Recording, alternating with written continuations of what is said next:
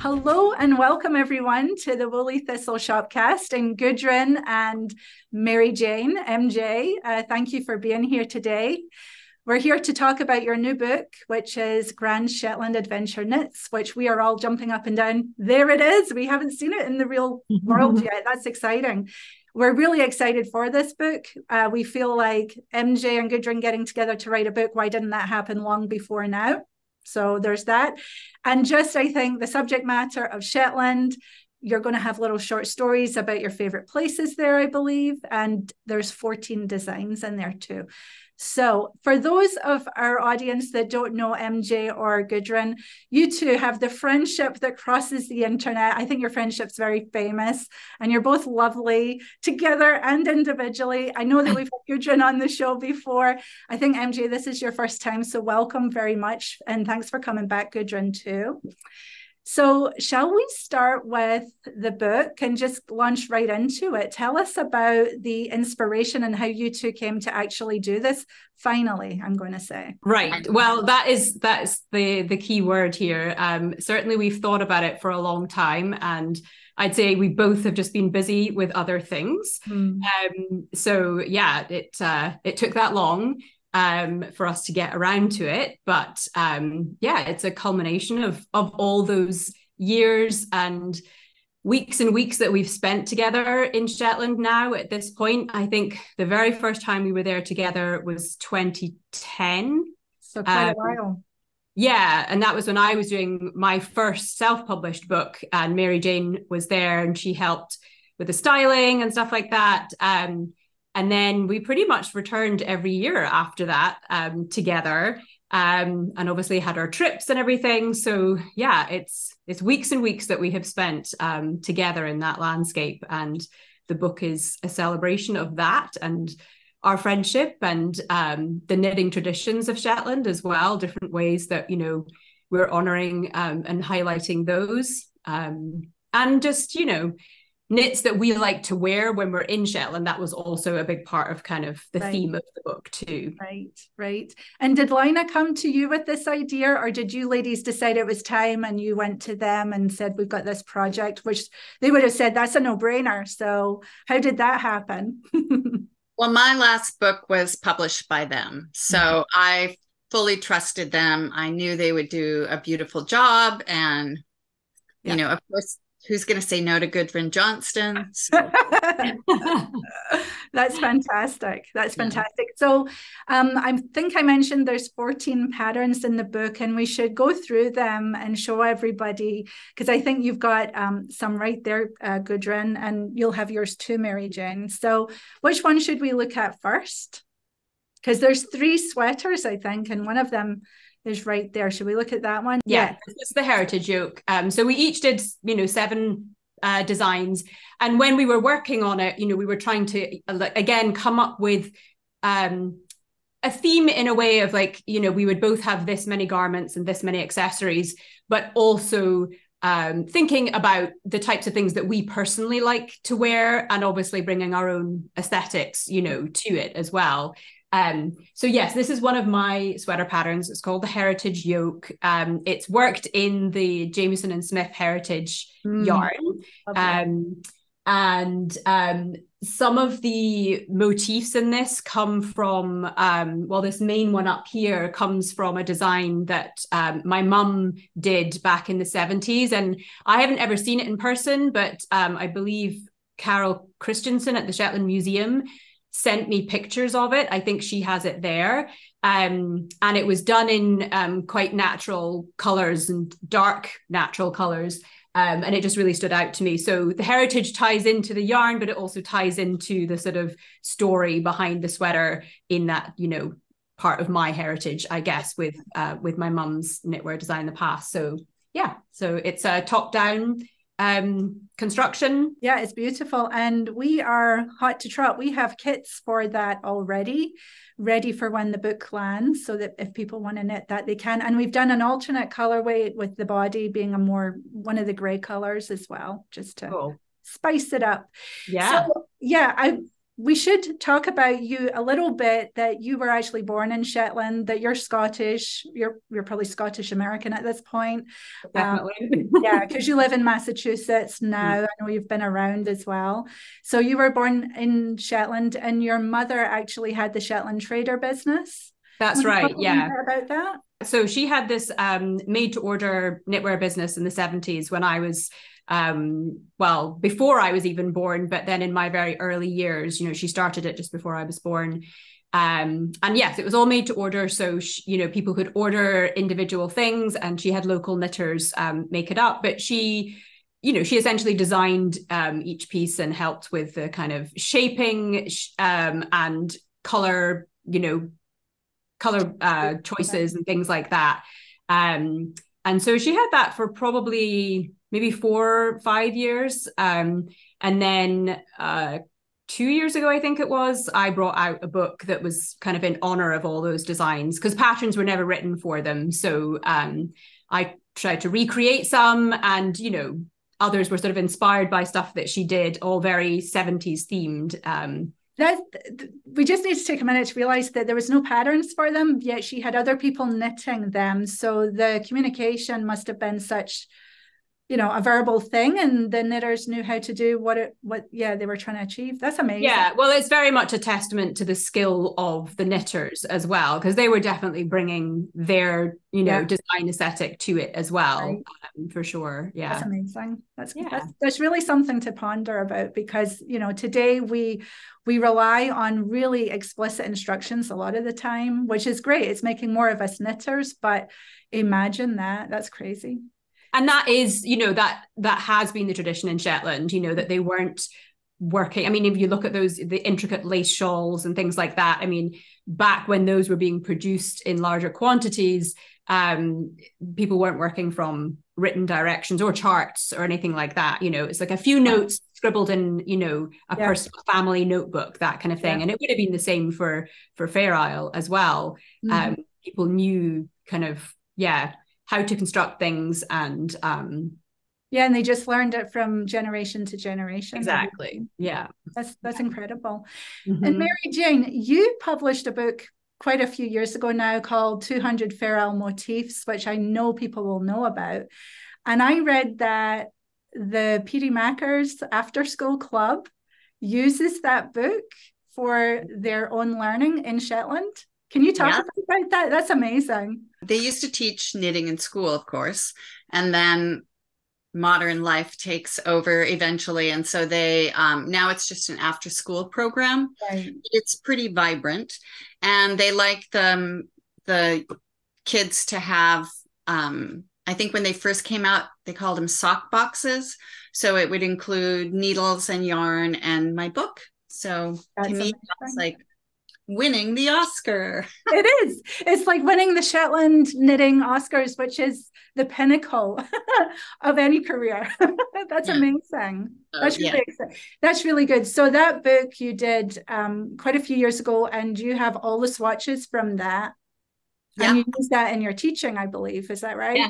Yeah, I have never far away. A bag full of them. Yeah. They come a lot around with me wherever.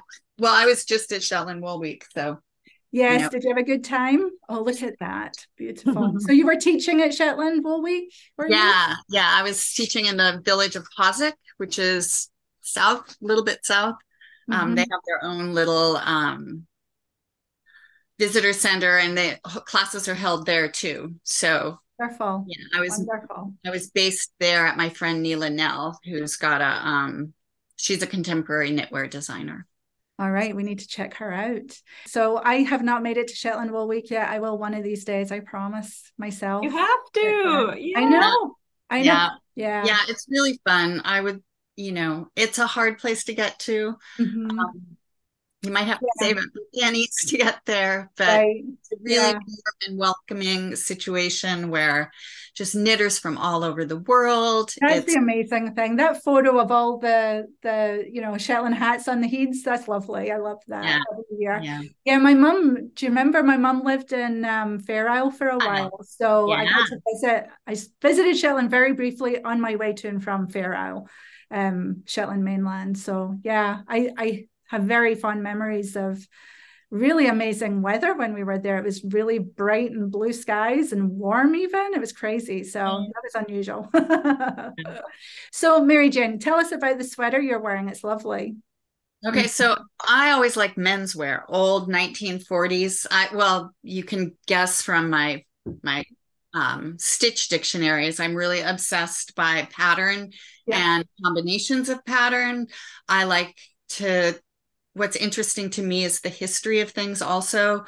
I always want to know how things are done, different ways of doing things, why people do things.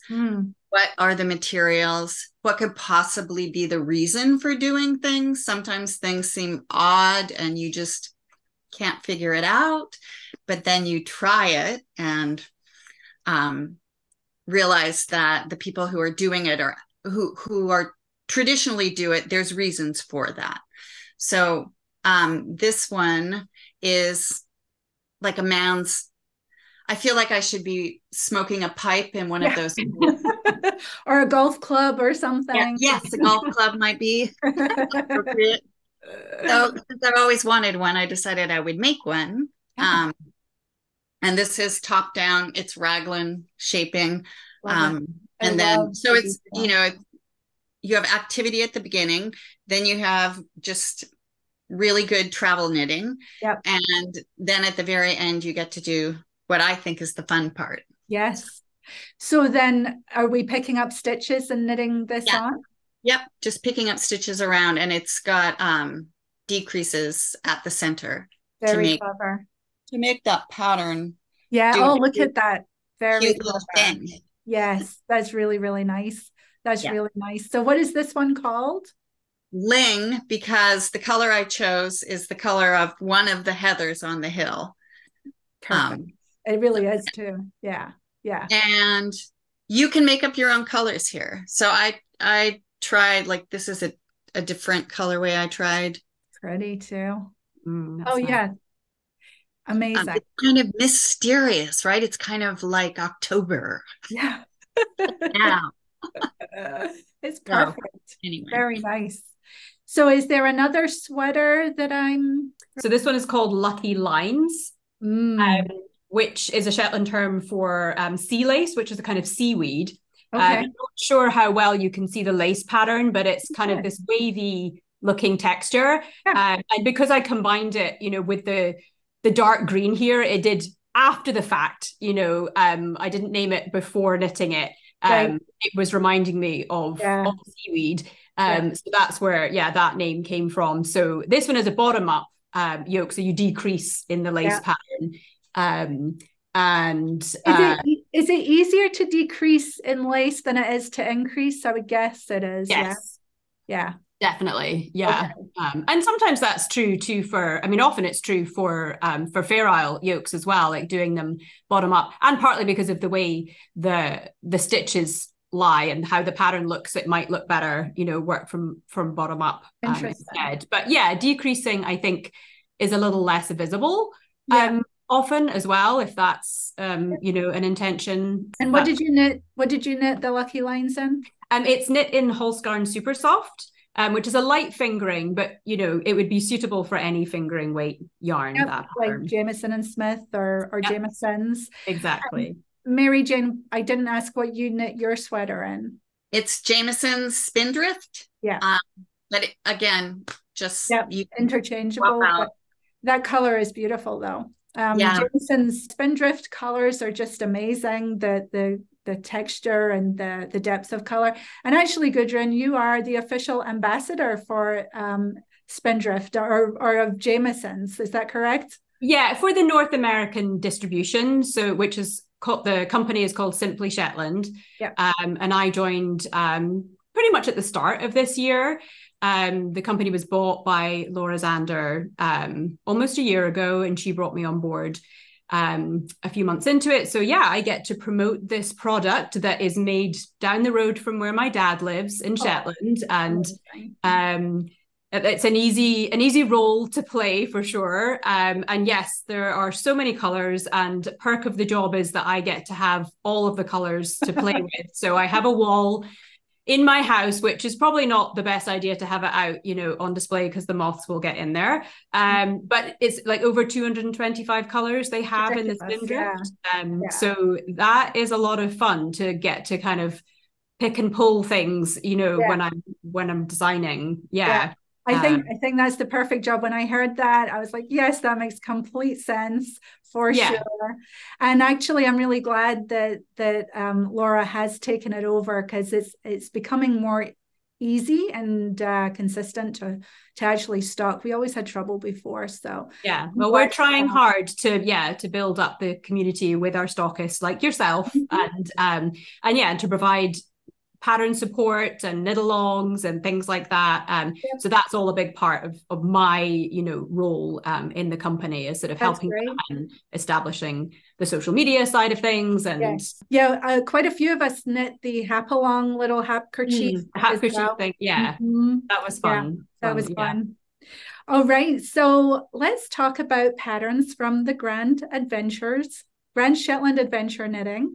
Which one do you want to talk about next? So, because I'm wearing, this is the Riggy's cardigan. I'm going to have to stand up. Hope that's because then you can see it more fully. This is actually knit in the Jamieson's DK weight. So the DK weight comes in all the same colors, but it's heavier weight. It's a 3-ply. And Riggy's are the garter stitch lines. In Shetland knitting, that's the Shetland term for it, or Riggy's. And this one was really fun and different for me because of the construction, because each front piece and the back pieces actually are two separate pieces, are worked individually. And then when worn, the Riggy's sit vertically, but they're worked with short rows. So all the sort of shaping that allows the shoulder drop here, this sort of very hold your arm out for us, so that okay, I see. So that's all one piece. The sleeve and the front is one piece? The sleeve is not. So it's I guess you pick up stitches and work the sleeve after the fact. So you work the fronts and the back pieces separately with these short row shaping to get the shoulders. Then they're joined actually with so on the shoulders it's joined with a 3-needle bind off that shows a visible seam. I chose to do that. And then the pockets go on afterwards, and the front sort of band that goes around happens. And those pockets look amazing. And it's got big pockets. Yes. So this was supposed to be the throw-on cardigan, you know, after we've been out in the, you know, bracing Shetland weather and we're back inside, cozying up in the cottage. Like a blanket. It's like a thing, to wrap up in and put our feet up by the fire and lovely. Watch some Netflix or something like that. That's what Mary Jane and I would often do. Get the knitting out. Exactly. I love it. And of course, Jamieson's is woolen spun. So that's going to trap a lot of nice warm air and keep you cozy. And it's, you know, it's very light. It's got, you know, because of that woolen spun loftiness with it, it's not going to like pull too much on the cardigan itself is not heavy. Which is nice. And Mary Jane, do you want to show us your vest maybe? Sure. I love this. I do love vests so much. Again, it's kind of menswear. And I love it. I mean, I really do enjoy tradition in knitting, but it's got this modern twist on it, which just brings it up to today. And then this one has look at the shape. It's very cute. I wanted it. I use it for hiking too, because I'm not a golfer. So I wanted it to be pretty close up here. I want a lot of air blowing in my jacket. Hot, so it's nice not to have your arms covered. And then if you want to be the dapper, you know, man about town, it's got this really long ribbing. You don't have to do that, but it's what those old ones, like I look at lots of old garments. I've been allowed to go into the stores at the Shetland Museum and look at things. that are yes, and it's all tucked in. Also, Wendy Inkster, who's got Burra Bears, has a really good collection. So you get to see, I don't know, I've been exposed to a lot of old clothes. And I was always intrigued by that really long ribbing. And then I realized, oh, well, if you're going to tuck it in, you know, again with the pipe. Very dapper. And and your braces, or your, what do you call these here, suspenders? Yes, your suspenders or braces. Yeah. It's so funny though. You got me remembering being a wee kid, and my mum would tuck the knitwear into my pants and, you know, sort of wiggle me around so it all went in. You don't want any you know, air getting in there. No, that's right. That's right. No chills. I call this one Island to Island. Also, I guess I should say that I love the little tiny pattern. It's all over kind of vertical pattern, and then I just changed the colors. And again, you could do that any way you wanted. Yeah, and I love that because there's no floats. It's very no catching. Yeah, it's very, very nothing to worry about hands getting stuck in. If I could find that other, I had a swatch that's kind of wild. So this one. Oh, I love that. Right? Gosh, yeah. I know. So you can do anything. You can do anything. But it's called Islands to Islands because I use my friend Janny Estelle's yarn. That is Nash Island wool. Right. Nash Island in Maine. Yes. So, you know, it's kind of a special order that you would have to get, but it's totally worth it. Yeah.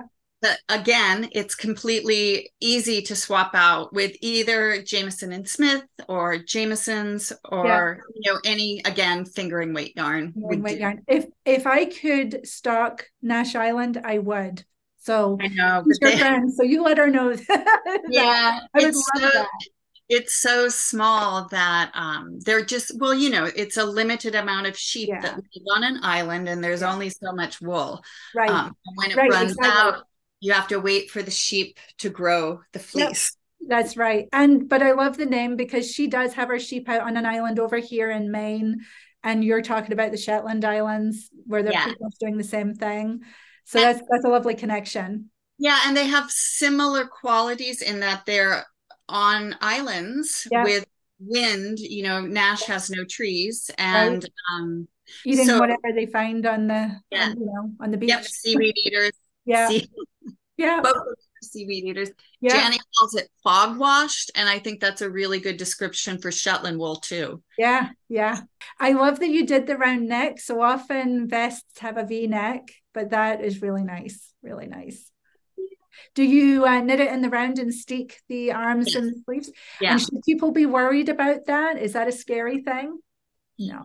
Well, I suppose your first time, yes, it is scary. The idea of taking scissors to your but the actual knitting of it though, is it top down or bottom up? No, it's bottom up. Okay, so that you can judge, and the pattern repeat is so small, you can tell when you want you can really customize. Go. Yeah. And by the time you're up there, you're really comfortable with the color work, you know, if that's fairly new to you. Yeah. And the whole setup really is that you're just going to add some stitches and knit across them. And you know, 1 2 1 2 or something. Yeah, it looks a little funny because you know, it's like squeezed together there. Yeah. And you can't try it on at that point, which is a little terrifying. But that's but you know, if you measure from your underarm up to your shoulder, you can mix with it if you want to. But really, all of it, the hard work part is really just knitting in the round, keeping those extra stitches going up, and then you'll do one for the neck as well. Yeah, just a very small one, unless maybe I got to a point. I have to look at the book. It's quite possible at the very top I went back and forth. Okay. I've learned since I wrote 200 Fair Isle motifs that there are other methods used very commonly, more used than steeking in the very old days. Yeah. One where they break it and join it to do the top part here. So there's little knots in both sides. Okay. I'm teaching myself to do that. You're always knitting on the front. They have super long needles. Yeah. So you knit across, break the yarn, slide the stitches to the beginning, much like an I-cord. Right. Done. Okay. And then join the two, because there's always two colors. Join the two colors, knit across, break them, tie the knot of the row before. So they do it on the island of Falsa. Okay. Those ladies are amazing knitters. And they call it brack and eek. What do they call it? Brack and eek. Okay. Right? Oh, break brack and and eek. join. Okay. Yeah. And then I learned when I was on Fair Isle from Anne Sinclair that you can tell some Fair Isle is from Fair Isle because they purled back. Right. So they knit it flat back and forth. So they would knit everything round to here, and then these bits would be back and forth. Yeah. So it's primarily knit in the round, except for these parts. Okay. And I asked Anne once, like, what would your mother do when she was knitting a cardigan? And her answer was, oh, she would try not to. I love that. That's funny. I want to encourage people to knit something like your island to island vest, because it's a great color work project, but and you don't have to bother with sleeves, and you're going to steek. And really, once you've knit that in the round and finished up doing your little bits up here, it's just ready to be cut. And that's when you can put it down and take a break and gather yourself together. But really, then you're just going to cut. Yeah. So you've done all the work for it before you even have to cut it. And if people could get themselves to that point, we can get them to finish and cut their knitting together for sure. So I love that. I love that. I do enjoy vests a lot. I think that one's definitely in my future. So thank you for that. Okay. I have one more sweater, but it's a cardigan, but still a sweater. Cardigan. Yes, it is. It is. That's and beautiful. Knit in the round and cut. Oh, another steek. There we go. It looks lovely and fluffy. What is it? It is Lutlopy, because I'm a big advocate for Lutlopy. Yeah. I knit it at a pretty loose gauge. Yeah. Because I like the air pockets. Yes. Travel a lot. It doesn't weigh anything at all. I know. The best. And if you squish it down, it becomes your travel pillow. Many uses. Yes. I chose to use very, very, very similar greens. Like you can barely tell that it has a scallop here. Okay. So no, I can see it. Look very different depending on the colors you choose. Right. Yeah. So for me, it's like a stealth yoke in a way. I always want yoke. Yeah. I wanted to blend in with the moss. I wanted to blend in with the hillside. And then I realized, I need to perk it up a little bit. So I put fuchsia, which is my favorite, to match my favorite backpack. Styling, for sure. Yes, styling on the hill. On the hill, right. I can roam the hill, and I have done. I roam the hill in my sweater with my back. And that's the thing about wool, right? It's going to breathe. So you can use it while exercising, climbing a hill or what have you, and it's going to breathe. Yes, and it's pretty water resistant. Yeah. I find this is all I need. I don't need any other jacket, really. Right. So actually, this would be a good steeking intro as well, because this is going to be knit at a looser gauge. So it's not as many stitches. Yeah. You're doing a nice yoke. You're knitting it all in the round and then you cut. Yes. Gorgeous. Lovely. I'm all for people learning how to steek. That's sort of a mission we have here, because we do enjoy that. Yeah. Yeah. Sharp scissors. Yes, sharp scissors, or I've done it with the kids' play scissors when I can't find them. I think so long as you're using the right wool, you're pretty safe to go. Do you actually, that's a good question. Are you reinforcing your steeks before you go? So this one was, I reinforced it with probably, 2-ply jumper weight, Jameson and Smith or Jameson's with a crocheted. A slip stitch crochet. Reinforcement, but you could use a sewing machine or you could do needle felting, which I used to not believe in, but because I thought it would be too, but it actually works. I think there's quite a few people doing that now. I don't tend to reinforce if I'm knitting with Shetland wool or Lopi. You don't really need to, but this, because of the loose gauge, I would, just to be safe. That makes good sense. That's wonderful. Okay, let's talk about shawls. I see one there, Gudrun. Do you want to? Is this the cover picture shawl? It is. Yes. This is. It's called Verdeck, and this one is also worked in Jameson's Spindrift. I believe yellow ochre, which is one of their like most popular colors. I think. And it's kind of it takes inspiration from a traditional Shetland hap construction, the modern method, which is to start with, you know, one stitch and make yarn overs to shape that center triangle. So what I did was, so it's worked in two pieces. I just did the yarn overs on one side to shape. Right.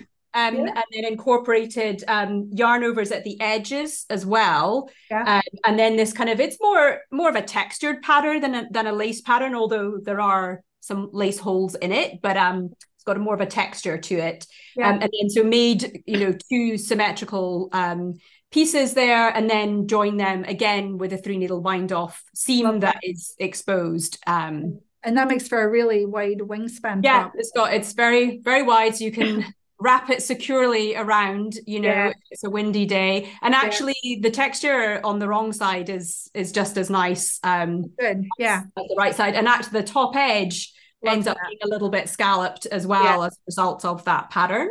Yes. So yeah. Very nice. That's very lovely. Put it on. And do we have another shawl or, yes, we do. Yeah. Mary Jane's got a lace scarf. Great. So I am, well, I mean, before I got known for Fair Isle knitting, I used to knit everything, but it's been a long while since I've done lace knitting. So I chose this stitch pattern. Yeah. To me, it looks like little daisies or flowers. Yeah. And it's called Unst Eyelid. This is a variation. It isn't the strict. Unst is the northernmost island in Shetland. Right. They're famed for their lace work. Right. Okay. This is very rudimentary lace compared with the experts from Unst and elsewhere in Shetland. But it's a good beginner. It's a good start. And so I did love that it was called Eyelid, because I just think it's peculiar. It just sounds funny to me. Not that it is. It is funny sounding.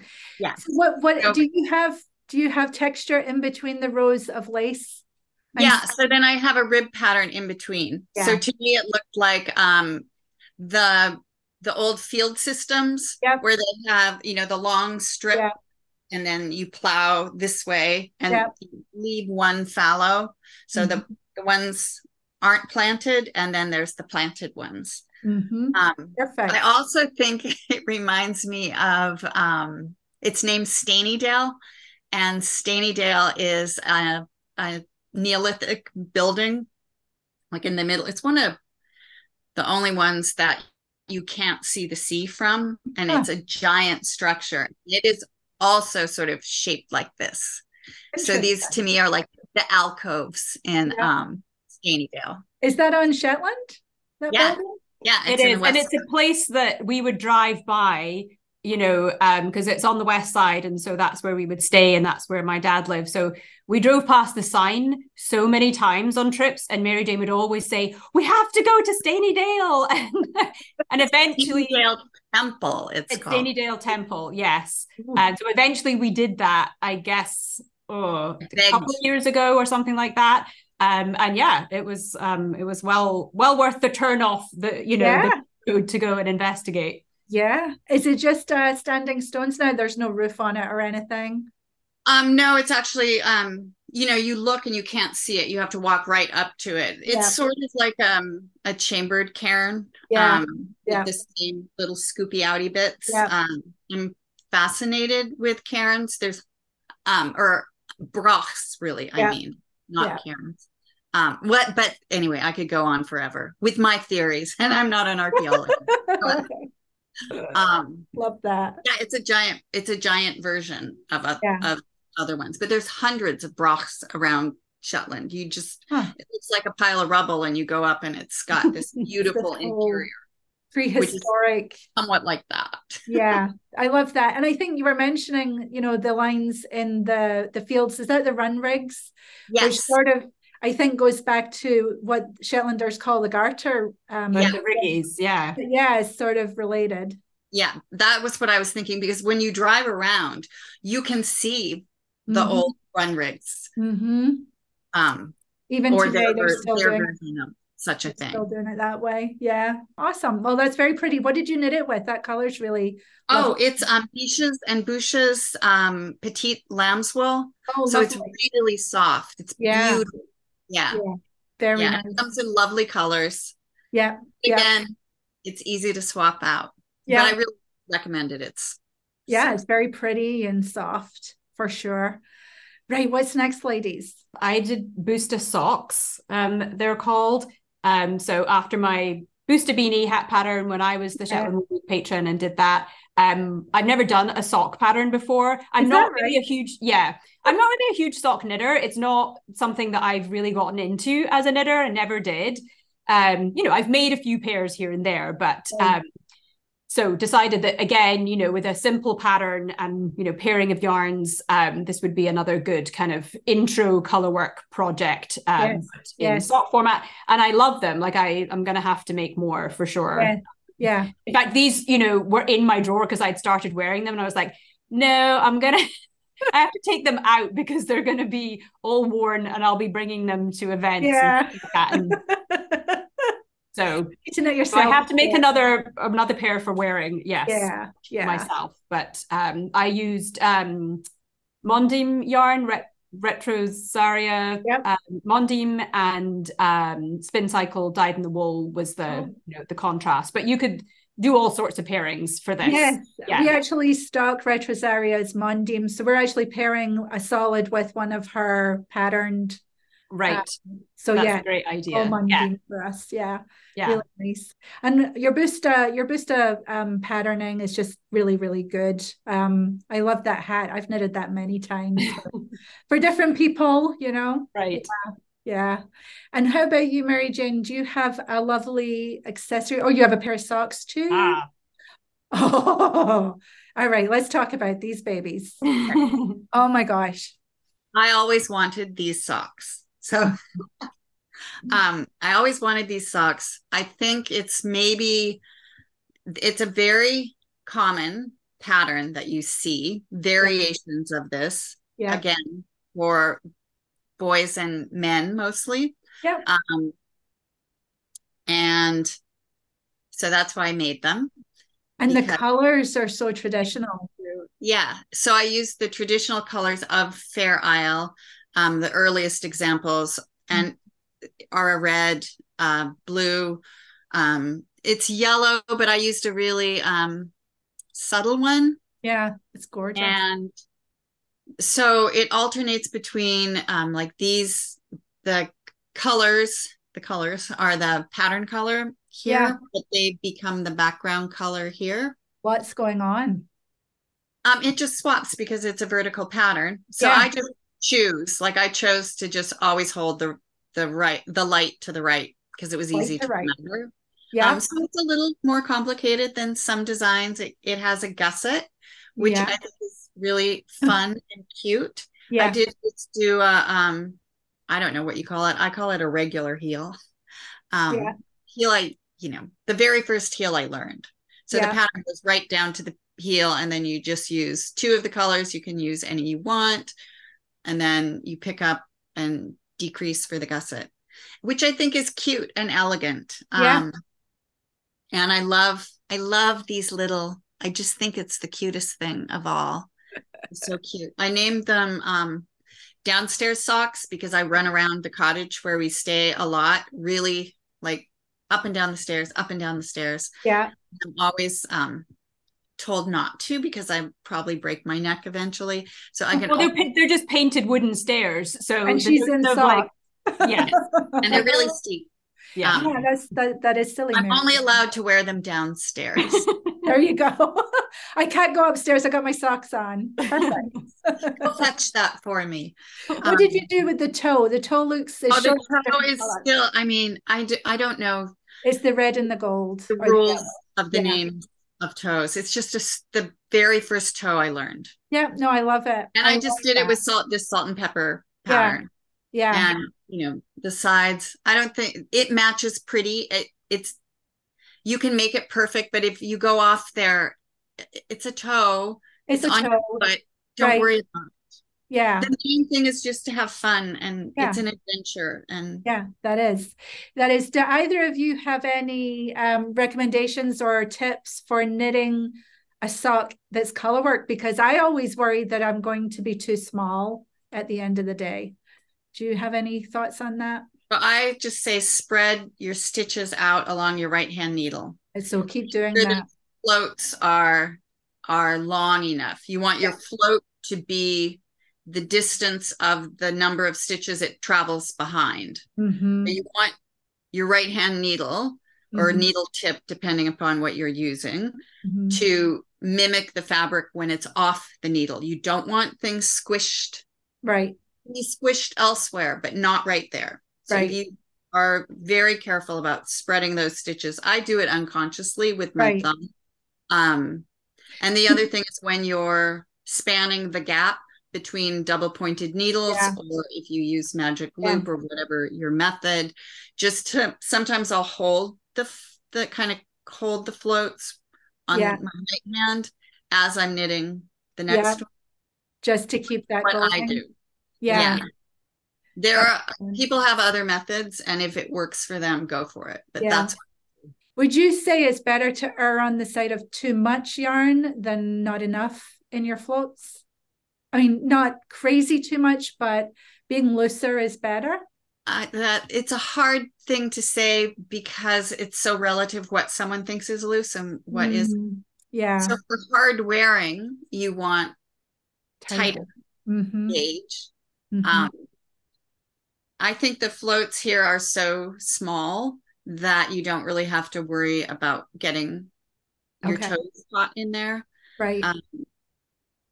So you just try to get them smooth. You just got to do it. You just got to do it and see how it goes. And of course, Shetland wool, which is, maybe it's not the most hard wearing for the heels and toes. Yeah. You can add that cute yarn that add some with the nylon in it if you wanted to. Yeah. Okay.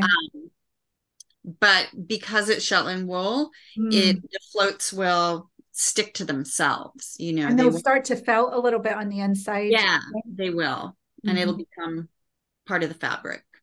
I mean, it is part of the fabric, and this is Jamieson and Smith, so which I think for me would not work.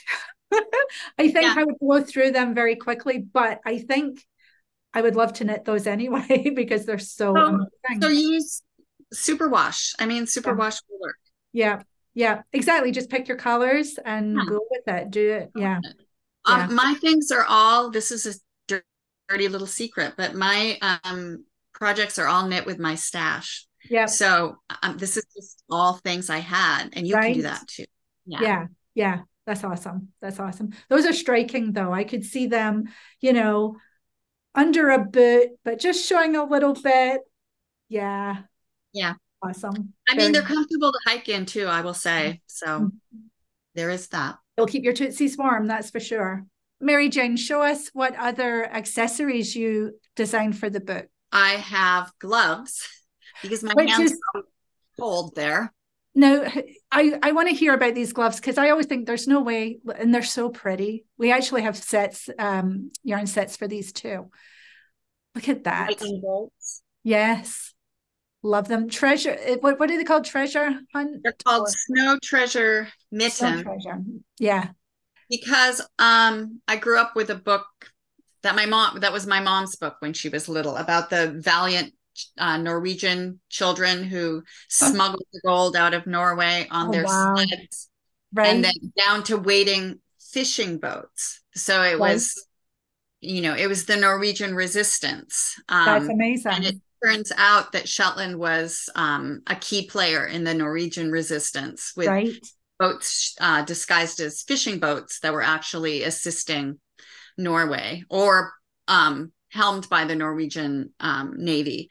So fascinating colors. It's I made these a million years ago. I'm not kidding, like a million years ago. And well, you can see I have like old ones that are really beat up. Yeah, love them. So like really beat up, worn. Yeah. So I wanted to make them, and I did want them with fingers, because I find even in the summer in Shetland, sometimes I really want my fingers covered. Yeah. Cold and windy. And you can still do things. Yeah. So I remade them. How much of a pain is it to knit fingers? I mean, how many stitches are on there? Is it 20 or something? I don't know, or 18, something like that. It's, it's tedious, but it's worth it. I also don't think, like, I'm saying it's tedious, but I also think it's kind of fun. You're like knitting a funny little thing, like an and it's probably very quick. Yeah, they go pretty fast. If you like, I'm an advocate for double pointed needles, because I feel that when everything changes and we have to make everything ourselves, we can make our own needles.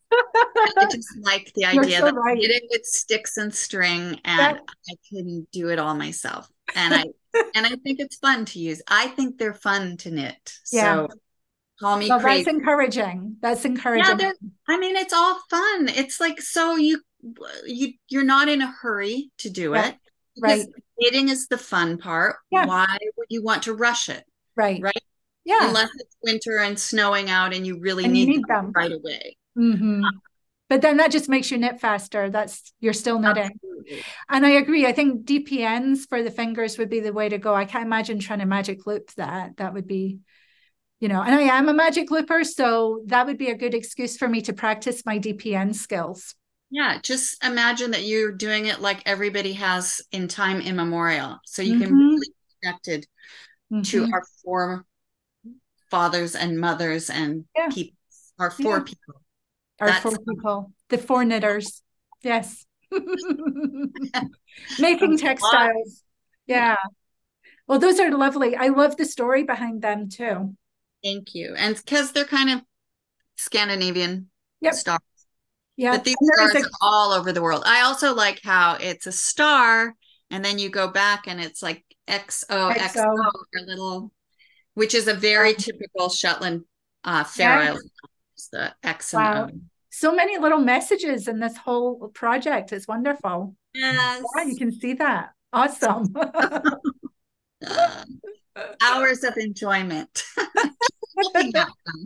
Exactly. And what did you knit them in? Oh, they're Rama fennel garn. Love that. So they will wear like iron. Yes. Favorite yarn. Yeah. Many. Lovely. Gudrun, what do you have to show? So next I have a cowl to show you. So I'm definitely a big shawl advocate, love my shawls, but cowls are definitely a favorite as well, because I don't have to readjust them and all of that. They just like stay in place. Yes.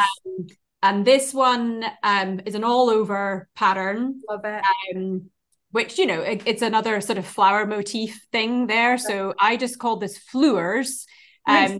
I was actually going to call it buggy fleurs, but then the Shetland Wool Week pattern came out and I was like, oh, let's change it just to fleurs. That's fine.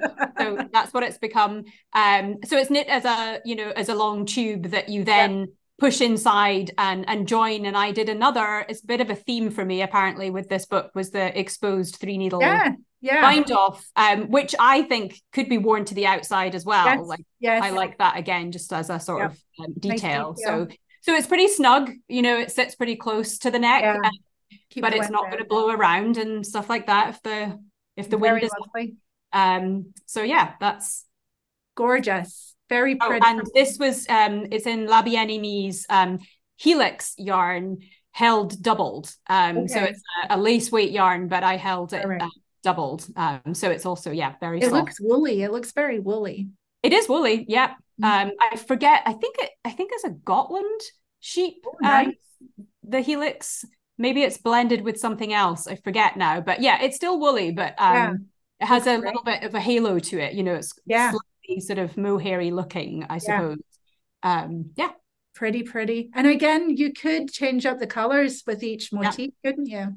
Absolutely, yeah. And some of at least one test knitter used something which again was kind of a bit more variegated. So it just was kind of doing it, you know, changing the colors by itself. Yeah. As that yarn, yeah. You know, does. Yeah.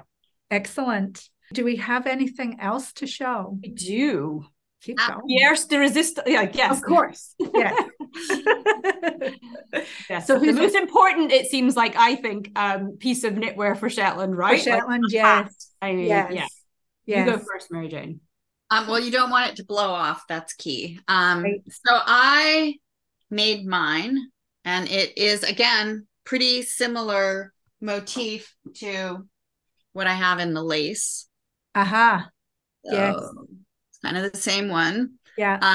It is, again, seen in Scandinavia. It's seen in Shetland knitting a lot. I love it. Yeah. I call this swatch-tastic flower hat. Yeah. Because you can swatch for color work here. Yeah. I think a hat is ideal for swatching for color work. Yeah. Because it's big enough. You can, you know, get your gauge. And then I left the top enough, 4 inches at least. You can make it longer so that you can do your stockinette gauge also. And which is how I started designing this. I had a hat I had started, and I wanted to swatch for gauge for length, for stockinette gauge, and I just kept knitting. And then it was snowing outside and I couldn't find a hat, so I squeezed it together to make it. It's got a cool pom-pom, yeah, just for fun. Yeah, make your own cool ones. Also, just about all of the pattern motifs in the book will fit in here. So you can practice, like you could do this pattern on it if you wanted to. So it truly is a swatch. Yeah, you could do that one on it if you wanted to. I have a color lesson in this hat too, because I deliberately chose really, really bright saturated colors. Yeah. Because the most important thing in color work is to have differences in value so that the pattern shows up. And one concept that's difficult to describe is saturated colors. And people like to do the trick where you take the picture of your yarns in black, you do color and then change it to black and white. Yeah. You take this picture in black and white, and you will see it in the book because they have me in it in black and white. You can't see the pattern because it's saturated. So this is a lesson in why you trust your eye and not the camera. Okay. And which is why messages in all of my knitwear. I love that though. And it looks so cute. Yeah, right? It's not going to blow off. Yeah. So you knit it from did you knit it from top down or bottom up? Bottom up. Yeah. Awesome. And it's sort of it's a little bit of what do you call that? What do you call it? Is it slouchy? Slouchy, thank you. And you could make it slouchier. Yeah. So, I think that's really great. And people could actually take any motif that they like elsewhere in the book and make it work in there. Do that. Yes. Brilliant. And we do again have kits for this in the shop. So people can get their color work on. Yes. Yeah. And you don't have to use super saturated colors like I do. You can use subtle ones. Yeah. My little sister is doing one that with the colors that she calls pigeon core because it's the color of pigeons. Well, I look forward to seeing that.